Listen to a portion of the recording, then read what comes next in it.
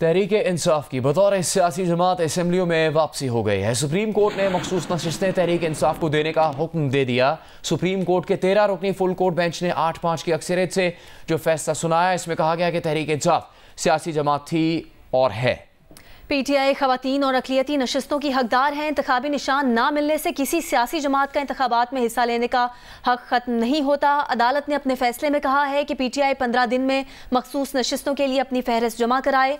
कौमी और सूबाई असम्बलियों के अरकान पीटीआई से वाबस्तगी का हलफनामा दें। इसी में से 39 MNAs पीटीआई से वाबस्तगी जाहिर कर चुके हैं। बाकी 41 MNAs 15 दिन में पार्टी वाबस्तगी का हलफनामा दें। इलेक्शन कमीशन सियासी जमात को पार्टी वाबस्तगी की तस्दीक के लिए 7 दिन की मोहलत दे। सुप्रीम कोर्ट ने मखसूस नशिस्तों के लिए सुन्नी इत्तेहाद काउंसिल की दरख्वास्त मुस्तरद कर दी। नशिस्तें दीगर जमातों को देने का पेशावर हाई कोर्ट और इलेक्शन कमीशन का फैसला भी कलअदम करार दे दिया। सुप्रीम कोर्ट ने मखसूस नशिस्तों के केस का फैसला 9 जुलाई को समाअत मुकम्मल होने के बाद महफूज किया था।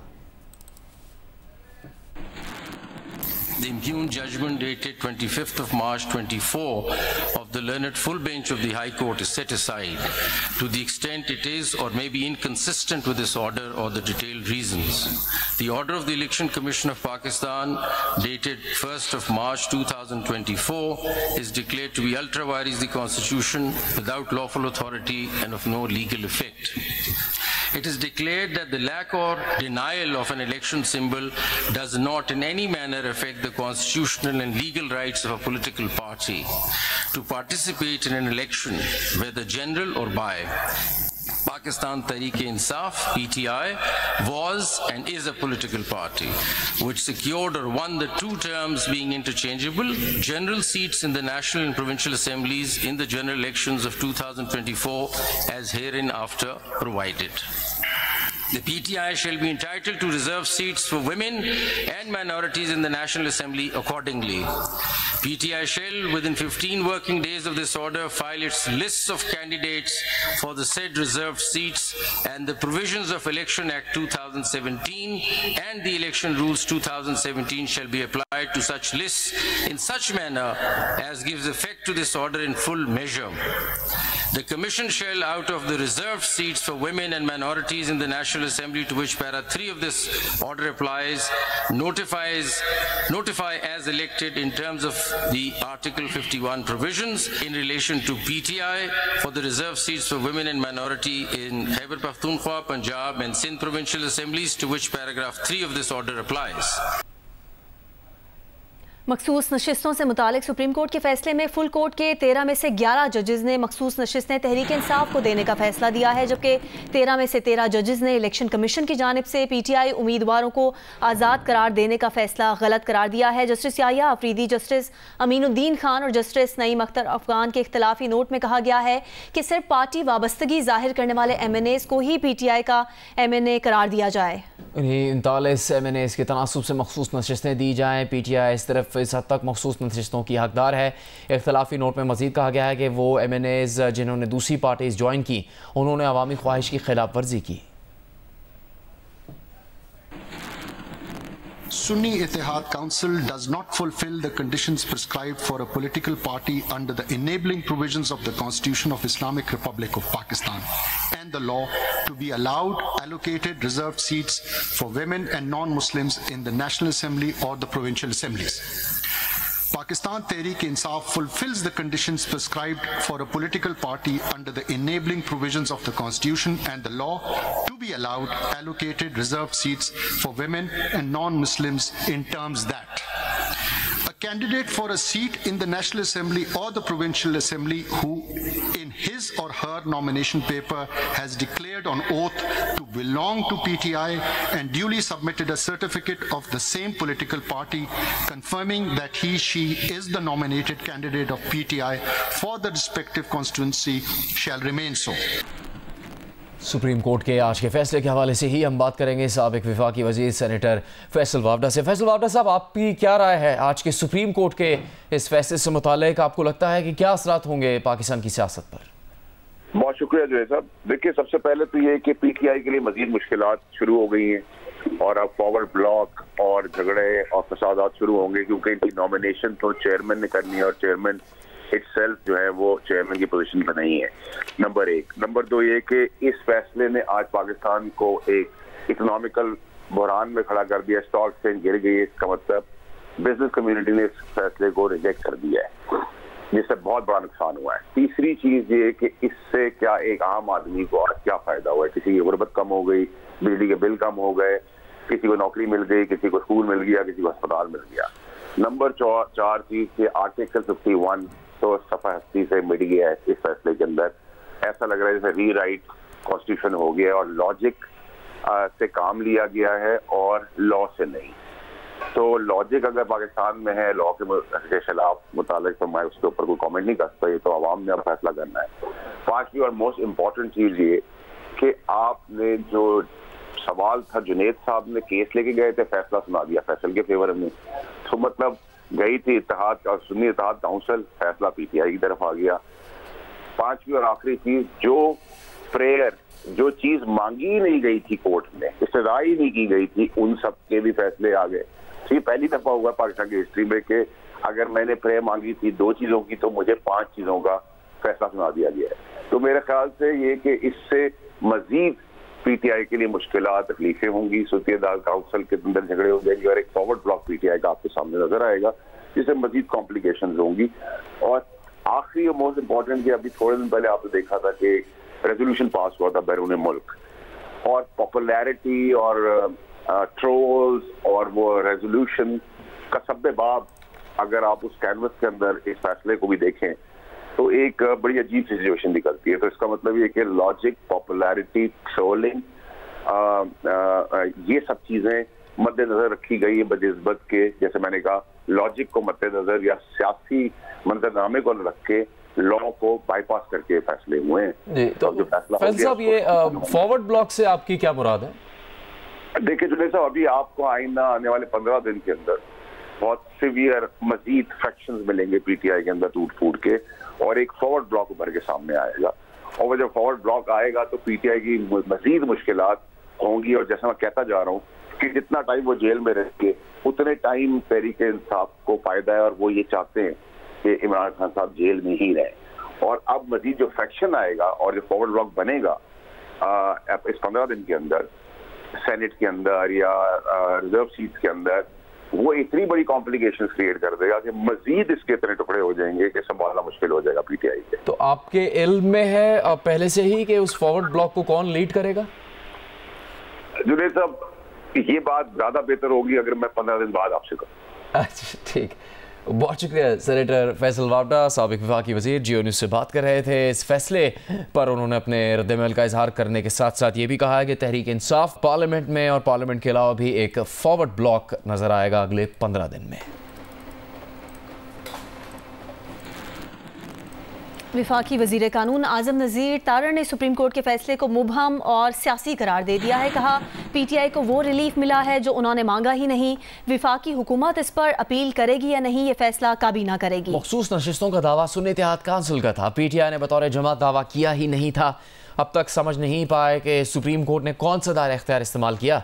फैसले में आईनी और कानूनी खामियां हैं, ये ज़ेर बहस रहेगा।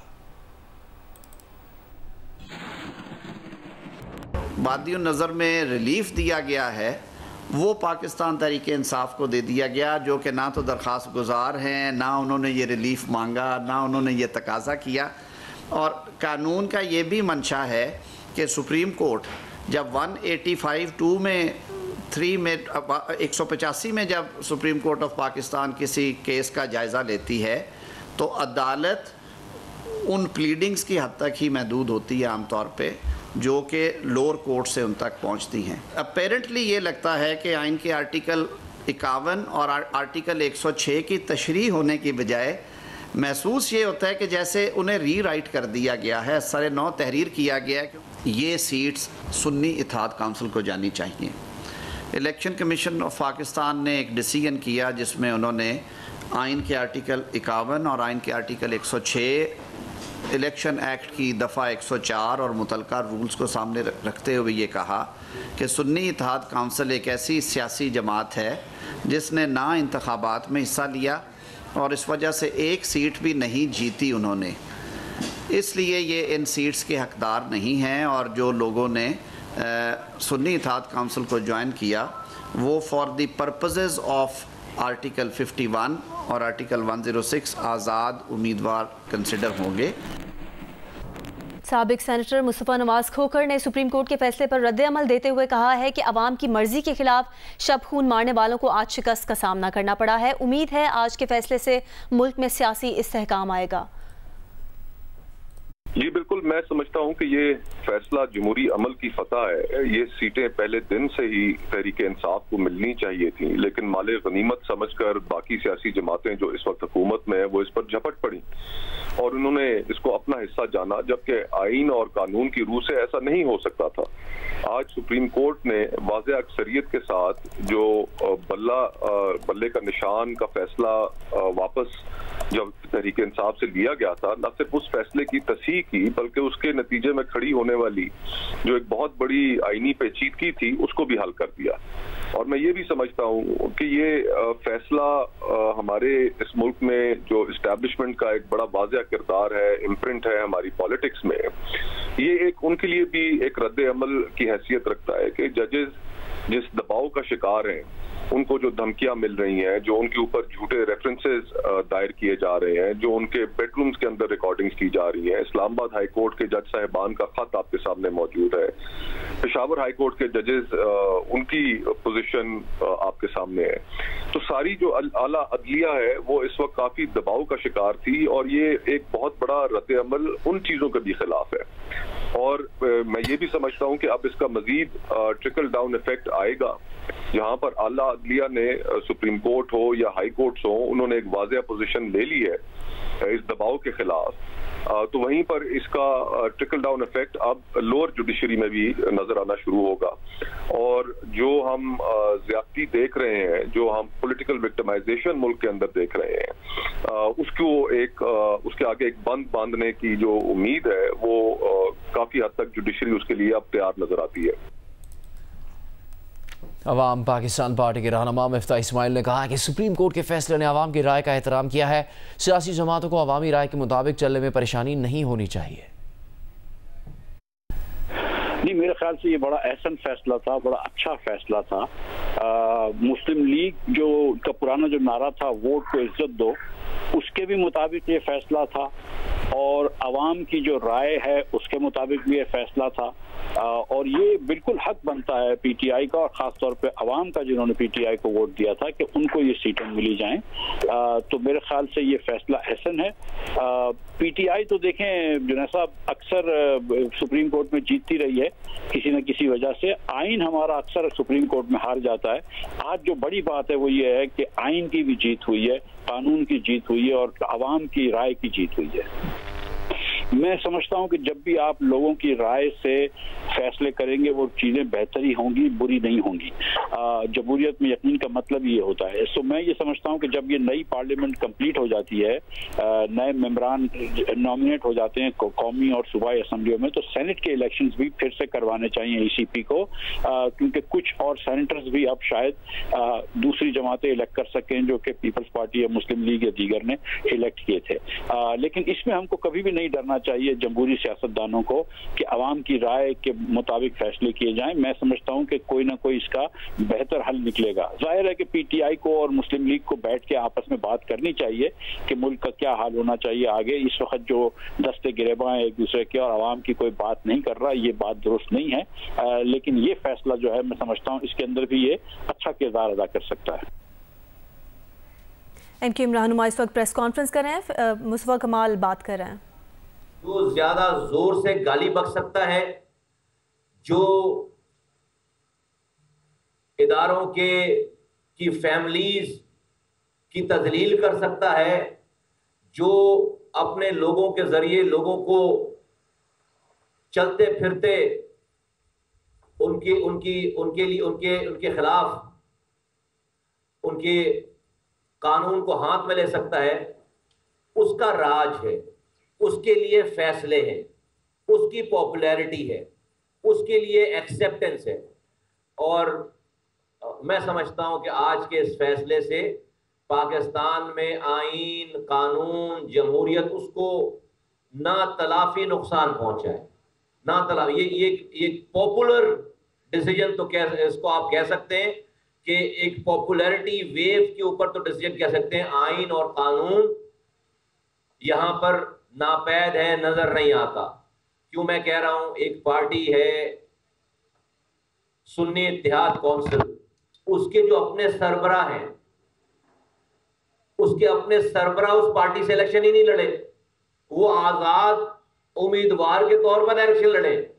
फिर उस पार्टी ने, उस पार्टी के आइन में है कि कोई भी अक़लियती नुमाइंदा उनकी पार्टी में नहीं होगा।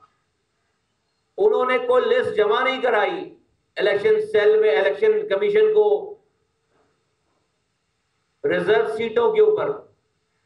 उस पार्टी, जिस पार्टी को का सरबराह ही जो है वो उस पार्टी से नहीं लड़ रहा इलेक्शन, वो आजाद उम्मीदवार के तौर पर लड़ रहा, उस पार्टी में एक पार्टी को जम किया गया पहले, उसके तौर पर उसको फिर जो है वो उसके लिए सीटें इलेक्शन के बाद उसकी जो है वो रिजर्व सीटों की लिस्ट जमा कराई गई, और उसके ऊपर मुकदमा चल रहा था कि ये सीटें, ये रिजर्व सीटें सुन्नी इत्तेहाद काउंसिल को दी जाए। अभी जो डिसीजन आया है वो डिसीजन पीटीआई के नाम पर, पीटीआई की पार्टी के ऊपर डिसीजन आ गया, जो कि प्ली में मौजूद ही नहीं है। जो मांगने वाले ने, फरियादी ने पीटीआई के हक में तो ये फैसले मांगे ही नहीं जो फैसले किए गए। और हमें कमेंट्स देखे, हमने इससे पहले वाली जुडिशरी का भी हाल देखा, उससे पहले वाली जुडिशरी का भी हाल देखा। उससे जो सबसे पहले वाली जुडिशरी जहां से ये सारा तमाशा शुरू हुआ है 2018 में, तो वो क्या नाम था चीफ जस्टिस का, सर डैम वाले साहब का, साकिब निसार साहब, वो डैम बना रहे थे। वो इलेक्शन से 4 दिन पहले अब्बासी साहब को, पिंडी वाले, उनको एफडीन में जो है वो बंद कर रहे थे। वो राना सनाउल्लाह की गाड़ी में हेरोइन रखवाने का मंजर देखने के बावजूद राना सनाउल्लाह को ट्रायल कर रहे थे। उनके सामने आरटीएस पूरे 2018 में बंद किया गया, पोलिंग एजेंट्स को बाहर निकाला गया। फैसले 3 दिनों तक कराची का रिजल्ट नहीं आया, कोलू वाना वजीरिस्तान से रिजल्ट आ गया। और जितने भी कानून की दुनिया, अब तो सब चीजें मौजूद हैं, विटनेसेस मौजूद हैं कि व्हाट्सएप पे फैसले लिखाए जाते थे, व्हाट्सएप पे फैसले लिखाए गए, और उन्होंने एक रिजीम को इंस्टॉल करवाया। वो सिलसिला रुका नहीं है। हमने उनके बाद वाले चीफ जस्टिस साहब को देखा कि वो मुल्जिम को गुड टू सी यू और ऑल बेस्ट विशेस जो है वो के कलमात अदा करते रहे। पॉपुलर है इसलिए कानून में कोई इसकी गुंजाइश नहीं है। हम जैसे लोग चले जाएं तो वहां पर जो है वो आप बगैर कसूर भी जाएं तो वहां पर आप सरजनिश करते हैं, वहां पर आप जो है वो नाक से लकीर खिंचवाते हैं। और एक आम आदमी तो बेचारा, उसका कोई पुरसान हाल ही नहीं है जितना जुल्म जो है वो हमारे इस डिपार्टमेंट में है।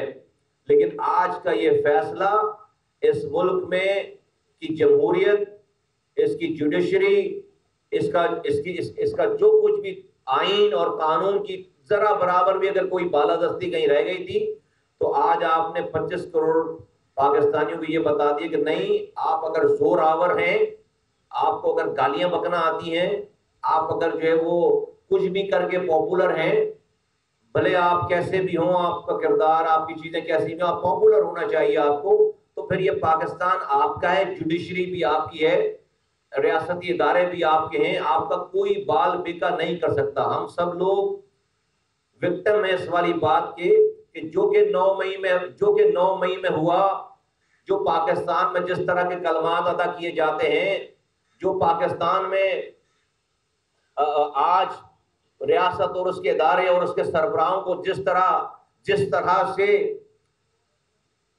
उनके ऊपर तोहमतें और उनको गालियां बकी जाती हैं, उनका मजाक उड़ाया जाता है और उनको दुश्मन के तौर पर ट्रीट किया जाता है। हम इस कराची के रहने वाले जिनका डोमिसाइल कराची का है, वो इसका अशर अशीर सोच भी नहीं सकते। हम अगर हमारे दिमागों में भी इस तरह के इसका अगर जरा सा भी इसका जर्रा बराबर भी इसका ख्याल आ जाए तो हम समझेंगे कि हम शायद सुबह जो है वो लापता हो जाएंगे या पता नहीं क्या होगा हमारे साथ, और कोई पाकिस्तान की जुडिशरी हमारी ना जमानत देगी ना हमारे लिए आवाज उठाएगी। इसका अशर अशीर। और मैं एमक्यू पाकिस्तान के रहनुमा प्रेस कॉन्फ्रेंस कर रहे हैं कराची में। मुस्तफा कमाल इस वक्त बात कर रहे हैं। सुप्रीम कोर्ट के फैसले पर नून लीग के सेनेटर तलाल चौधरी का रद्द-ए-अमल भी सामने आ गया है। उन्होंने कहा है कि फैसले से सियासी इस्तेहकाम पर असर पड़ेगा। हुकूमत यही रहेगी, इस नंबर से कोई फ़र्क नहीं पड़ेगा। ये सारी चीज़ें जो है ये बर वक्त डिसाइड होनी चाहिए थी और इलेक्शन कमीशन को डिक्टेट नहीं करना चाहिए। इलेक्शन कमीशन को उसका काम जो है उसे करने देना चाहिए। तो ऐसे फैसले इलेक्शन कमीशन को करने चाहिए थे और उनके फैसलों को तमाम अदारों को सपोर्ट करना चाहिए था और अदारों को उस फैसलों के साथ चलना चाहिए था। प्याली में तूफ़ान बरपा हुआ है। इससे सिवाय ये कि एक पूरी दुनिया में पाकिस्तान की रियासत की तरफ लोग एक इस नज़र से देखते हैं कि अदम इस्तेकाम बढ़ता है और जब इस्तेकाम आता है फिर इसी किस्म का कोई ना कोई फ़ैसला या कोई चीज़ सामने आ जाती है।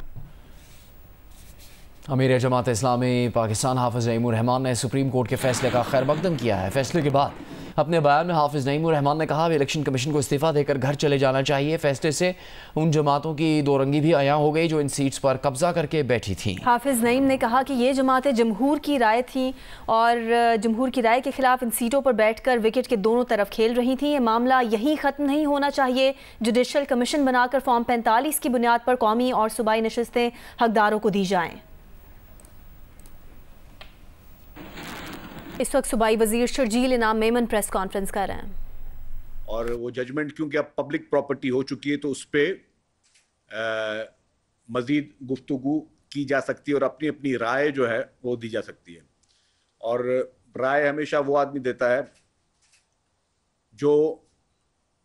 जिसको कानून का पता भी हो, जिसने कानून को फॉलो भी किया हो और जिसको आइन और पाकिस्तान का पता हो, और जो लोग कानून बनाने वाले हों, जो कानून को बनाते हैं, जो पार्लियामेंट में असेंबलीज में बैठते हैं, उनको पता होता है कि जी कानून क्या है। आज का जो फैसला है उससे पहले तो मैं कहूँगा कि जी हमें तमाम अदालतों का नहायती एहतराम है और पाकिस्तान पीपल्स पार्टी ने हमेशा अदालती फैसले ना चाहते हुए भी कबूल भी किए हैं और ना चाहते हुए भी उन फैसलों का सबसे बड़ा नुकसान अगर पाकिस्तान की तारीख में किसको हुआ है तो वो पाकिस्तान पीपल्स पार्टी को हुआ है। लेकिन फिर भी हर हाल में हम समझते हैं कि कानून की पासदारी होनी चाहिए, ना कि लाडलों की पासदारी होनी चाहिए।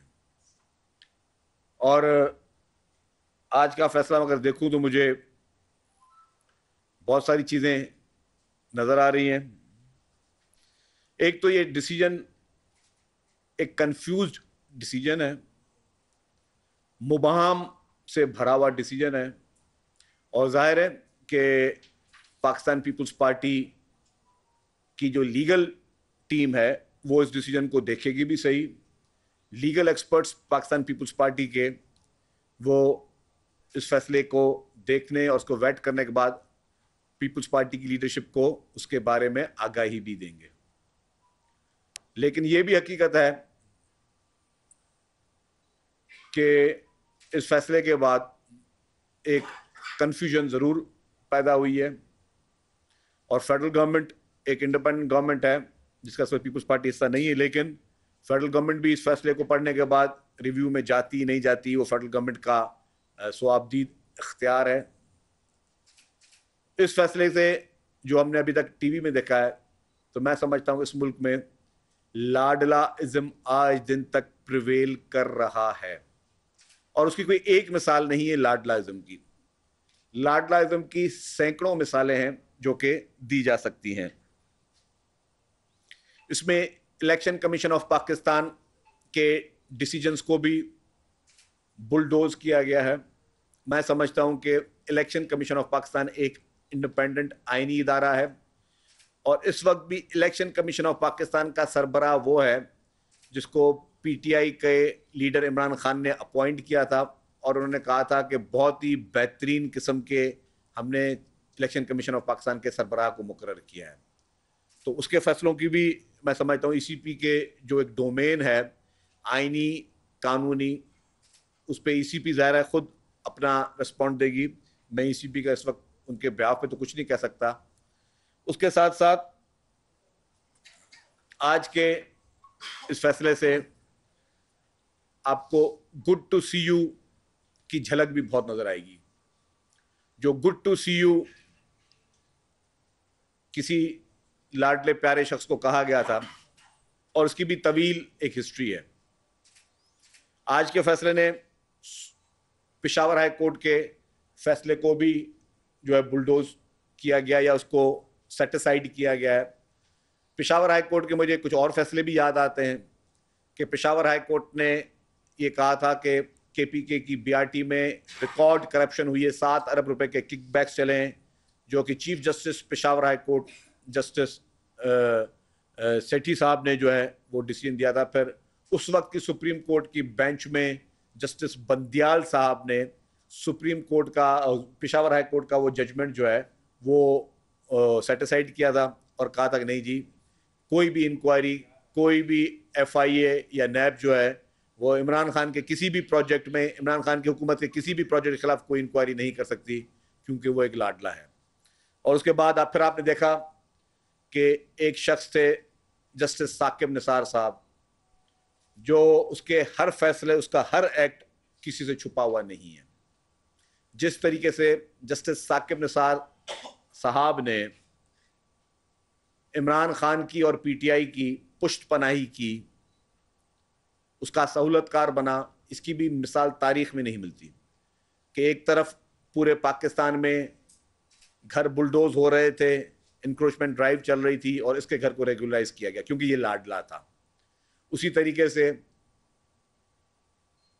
एक वो शख्स जो कि पाकिस्तान का झूठा तरीन शख्स मशहूर था, एक वो शख्स, मैं क्या किसी की ज़ाती ज़िंदगी पे तो नहीं जाऊंगा, हर चीज़ बैगेज से भरी हुई थी, उस शख्स को सादिक व अमीन जैसा टाइटल साकिब निसार ने दिया। और फिर जो उस वक्त मुखालिफ थे उनको चुन चुन के उनके खिलाफ मुकदमे बनाना, उनको जेलों में भेजना, एक माहौल बनाया गया, सहूलतकारी की गई कि इमरान खान को 2018 के इंतखाबात में उसको हीरो बनाकर पेश किया जाए। उसमें भी गुड टू सी यू वाला जो और लाडलाइज्म जो है वो आपको नजर आएगा। और फिर 2018 के इंतखाबात हुए, जिस तरह आरटीएस बैठे, जिस तरीके से मुखालफिन को चुन चुन के डिस्क्वालीफाई किया गया, उसमें उसकी सहूलतकारी भी साकिब निसार एंड कंपनी ने की, जो कि किसी से ढकी छुपी नहीं है। आप सबको याद होगा कि 2018 के इलेक्शन में, ये सारे मेरे सामने आप कराची के जर्नलिस्ट बैठे हैं, आप सबसे मैं हलफ लेके पूछता हूं 2018 के इलेक्शन में कराची में क्या हुआ था, आपको क्या पता है या नहीं पता है? तो क्या वो इंतखाबात दुरुस्त थे? क्या उस इंतखाबात में अवाम का मैंडेट को पे डाका नहीं डाला गया? क्या उस इंतखाबात में इलेक्टेड पॉलिटिकल पार्टीज के मैंडेट को बुलडोज नहीं किया गया? उसका नतीजा क्या निकला? क्योंकि वो फिर वो लाडलाइज्म और फिर वो गुड टू सी यू की जो सियासत इस मुल्क में चल रही है, उस तरीके से उसको प्रोटेक्ट किया गया। मुझे ये भी याद है जब लोगों ने 2018 के जब आरटीएस बैठने और इलेक्शन के नतायज जो गलत नतायज थे उसको चैलेंज करने के लिए अदालत में गए, तो चीफ जस्टिस सुप्रीम कोर्ट ने कहा कि अब ये सारे बेंचों को बोल दिया, सारे ट्रिब्यूनल्स को कह दिया कि अब इन केसेस को ना सुने, अब हुकूमत को काम करने दे। ये साकिब निसार साहब के थे, आप सारे लोग अभी गूगल कर लें, आपको मिल जाएगा वो आर्टिकल भी। किस तरीके से साकिब निसार ने अदालती उस कुर्सी के बिना पर इस मुल्क में एक जुल्म मचाया था, जिसमें एक पीटीआई के कारकुन ने, एक पीटीआई के एमपीए ने सड़क पे एक गरीब शख्स को मारा, तो उस पर साकिब निसार ने कहा ठीक है 5 लाख रुपए डैम फंड में दे दो, इसको हम छोड़ देते हैं। ये कौन से कानून, कौन से आइन में हुआ है? ये सारी चीजें अनफॉर्चुनेटली इस मुल्क में इमरान खान की सहूलत कारी के लिए इस्तेमाल की गई हैं। ये मैं जो भी वाकयात बता रहा हूं कोई मन घड़त या कोई फैब्रिकेटेड स्टोरी नहीं बता रहा हूं, ये सारी हिस्ट्री और रिकॉर्ड का हिस्सा रही है किस तरीके से इनकी सहूलतकारी की गई है। फिर इसके बाद साकिब निसार ने पूरी एक उसका जो टेन्योर था वो, और फिर जस्टिस बंदयाल का पूरा टेन्योर था, जब 9 मई का वाकया हुआ और फिर इमरान खान को मर्सिडीज गाड़ी में पेश किया गया। मर्सिडीज गाड़ी में किसी लीडर को आज तक पेश नहीं किया गया, बुलेट प्रूफ मर्सिडीज में। और फिर उसको गुड टू सी यू कहा गया और फिर बोला कि खान साहब आप जो है मजम्मत कर देना, आप मजम्मत कर देना कि जो 9 मई को पाकिस्तान में हुआ है, लोगों के घर जले, मजम्मत कर देना, एम्बुलेंसेस जली, मजम्मत कर देना, रेडियो पाकिस्तान पेशावर जली, मजम्मत कर देना, कराची में बसें जली, मजम्मत कर देना, लोग मारे गए, मजम्मत कर देना, कायदे आज़म मोहम्मद अली जिन्ना का घर जलाया गया, मजम्मत कर देना, हमारे फौजी जवान जो कौमी हीरोज जिनके मुजस्मे थे उनको मुसमार किया गया, उन पे कोर कमांडर हाउस में हमला किया गया, मजम्मत कर देना। तो ये इस मुल्क में कानून के दोहराए बता रहा हूं। मतलब ठीक है, जाती पसंद नापसंद हो सकती है किसी शख्स के लिए, किसी को आप लाडला बना के पेश कर सकते हो, लेकिन क्या उसके लिए आप कानून की किताबों को छोड़ देंगे, कानून की किताबों को फेंक देंगे? 2018 में सिंध का एक पीपुल्स पार्टी का लीडर था, उसको डिस्क्वालीफाई किया गया ये कह के कि जी आपने अपनी एक फैमिली मेंबर को छुपाया है, डिस्क्वालीफाई किया। आप सबको पता है, मैं कोई बात आपकी छुपी हुई नहीं कर रहा।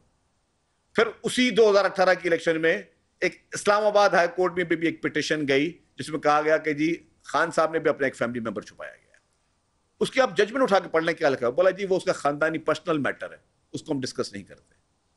तो इस मुल्क में 2 कानून चलते हुए आए हैं और लाडलाइज्म इस मुल्क में अनफॉर्चुनेटली प्रिवेल कर रहा है। सबसे बड़ी शिकार उस सोच की पाकिस्तान पीपुल्स पार्टी रही है। इस मुल्क में जिसने जमहूरियत का कयाम किया, इस मुल्क में जिसने आईने पाकिस्तान का कयाम किया, इस मुल्क में जिसने आइन दिया, इस मुल्क में जिसने एटमी ताकत दी, उस शख्स का अदालती कत्ल हुआ। क्या हुआ? आज आपने इतने अरसे के बाद, सदियों के बाद, डिकेड्स के बाद आपने जो है वो फैसला दिया कि जी शहीद जुल्फ़िकार अली भुट्टो का सही ट्रायल नहीं हुआ, उनको सही ट्रायल का मौका नहीं दिया गया, उनके साथ ज्यादती की गई। ये तो आपने कर दिया, लेकिन जो आपने पाकिस्तान का नुकसान किया उसका जवाब कौन देगा? उन कुर्सियों पे उस वक्त जो लोग बैठे हुए थे, जिन लोगों ने उस वक्त के माहौल के हिसाब से या अपनी जाती ख्वाहिशात के हिसाब से जो फैसले दिए, आपने एक शख्स की जिंदगी छीन ली। उसको हम अदालती कत्ल कहते हैं। That was the judicial murder, और उसकी कॉस्ट आज दिन तक पाकिस्तान पे कर रहा है, पूरा मुल्क पे कर रहा है उस जुडिशियल मर्डर की। आपने, और ये इंसाफ भी, चले ये भी उनकी मेहरबानी कि ये फैसला आया, लेकिन जिस टाइम के बाद आपने दिया तो आपने पूरे पाकिस्तान की तरक्की का कत्ल किया। शहीद मोहतरमा बेनजीर भुट्टो साहिबा, 2 दफा उनकी हुकूमतें गैर आईनी, गैर कानूनी तरीके से डिसॉल्व की गई। शहीद मोहतरमा बेनजीर भुट्टो साहिबा जब अदालत जाती हैं, सुप्रीम कोर्ट जाती हैं कि जी मेरी हुकूमतों को गलत तरीके से गैर आईनी तौर पे निकाला गया है, उनको इंसाफ नहीं मिलता। आपने क्या किया? आपने जो विजनरी लीडर थी, अजीम कायद थी, मुस्लिम दुनिया की पहली खातून वजीर आजम थी, जो मुल्क के अवाम के लिए काम कर रही थी, मुल्क की खवातीन के लिए काम कर रही थी, मुल्क के हर उस तबके के लिए काम कर रही थी, आपने उनकी हुकूमत को गैर आईनी तौर पर जुडिशरी के जरिए आपने उनको इंसाफ ना देके आपने इस मुल्क का नुकसान पहुंचाया। फिर हमारे कायद मोहतरम आसिफ अली जरदारी साहब 12 साल तक बगैर कन्विक्शन के as a under trial prisoner वो जेल में, उनको कैदोबंद की सोबतें बर्दाश्त करना पड़ी। क्यों उनको बेलें नहीं मिल रही थी? क्यों उनको इंसाफ नहीं मिल रहा था? क्यों उनके साथ ये ज्यादती हो रही थी? ये वो शख्स था जिसने इस मुल्क को 18वीं आईनी तरमीम दी, जिसने सूबों को खुद मुख्तारी दी, जिसने उसी सरहद सूबे का नाम KPK करके रखा कि वहां पे एहसासे महरूमी खत्म हो, जिसने इस मुल्क की खवातीन को हक दिए, जिसने इस मुल्क में CPEC दिया, उसके साथ आपने क्या असर किया? और फिर वही बात कि या कोई एक ऐसी सोच है इस मुल्क में जो इस मुल्क के निज़ाम को बनने नहीं देती, या तो उन कानून की किताबों को जो कि अगर ज़ाती पसंद या नापसंद की बिना पर चलना है तो उसका भी एक तयन किया जाए। आपने जो कौमी लीडरान थे, जिसमें मैंने कहा शहीद जुल्फ़िकार अली भुट्टो, शहीद मोहतरमा बेनज़ीर भुट्टो साहिबा और मोहतरमा आसिफ अली ज़रदारी साहब, उनके साथ जो पीपल्स पार्टी के साथ जाती की उसका हिसाब कौन देगा इस मुल्क में? आप ये नहीं कि आप 25-30 साल के बाद बोलो ठीक है हमसे गलती हो गई थी, लेकिन गलती तो आपने कर ली, नुकसान तो हमारा कहते। क्या आज आप शहीद जुल्फ़िकार अली भुट्टो को वापस पैदा कर सकते हैं? क्या जिन जज हजरात ने वो फैसला दिया था, क्या आज उनके साथ कानूनी तौर पर, सरकारी तौर पर उनको सजाएं मिल सकती हैं? नहीं मिल सकती। आपने नुकसान करना तो नुकसान कर दिया। और आप आज जिस पॉलिटिकल पार्टी को, जो एक मैं कानूनी की बात करूं कि इस पूरे हर कानून के फैसले में जब आप अदालतों में जाते हैं ना तो आपकी एक प्रेयर होती है। आप एक जब पिटीशन डालते हैं, पिटीशन लिखते हैं जी कि मैं ये पिटीशन दाखिल कर रहा हूं और इस पिटीशन में मुझे ये इंसाफ चाहिए। ये नहीं है कि जी सुन्नी इत्तेहाद काउंसिल की पिटीशन है, उसको सीटें चाहिए तो बोलते सुन्नी इत्तेहाद काउंसिल को तो नहीं मिल सकती, लेकिन चलो PTI को दे दो सीटें। PTI पार्टी ही नहीं है, वो प्रेयर में है ही नहीं, वो इंसाफ मांगा ही नहीं गया। मतलब क्या हम मैसेज दे रहे हैं? कल को फिर सबको बहाल कर दें आप।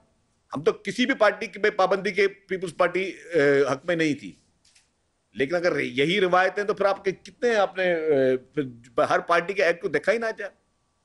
क्या पाकिस्तान के कानून में, काश अगर इसी तरीके के फैसले होने थे तो ये भी फैसले होते कि इलेक्शन कमीशन ऑफ पाकिस्तान ने एक डिसीजन दिया फॉरेन फंडिंग केस में, और वो फॉरेन फंडिंग केस में मैं फिर हल्फिया कह सकता हूं कि इमरान खान गलत था, झूठा था, और उस फॉरेन फंडिंग केसेस में उन्होंने बाहर से फॉरेन फंडिंग उनको हुई, उनको भारत से फंडिंग हुई, उनको इसराइल से फंडिंग हुई, जिसके अकाउंट नंबर दिए गए। और फिर मारूफ सहाफी शहीद अरशद शरीफ ने अपने प्रोग्राम में कहा है, वो प्रोग्राम अवेलेबल है, 100 दफा आप जाके देख लें, जिसमें उन्होंने कहा कि हाँ जी इनको भारत से इंतर 2 साल और बाकी जो इसराइल से इन लोगों को यहाँ पे फंडिंग। वजीर इत्तलात सिंध शर्जील इनाम मेमन कराची में प्रेस कॉन्फ्रेंस कर रहे हैं।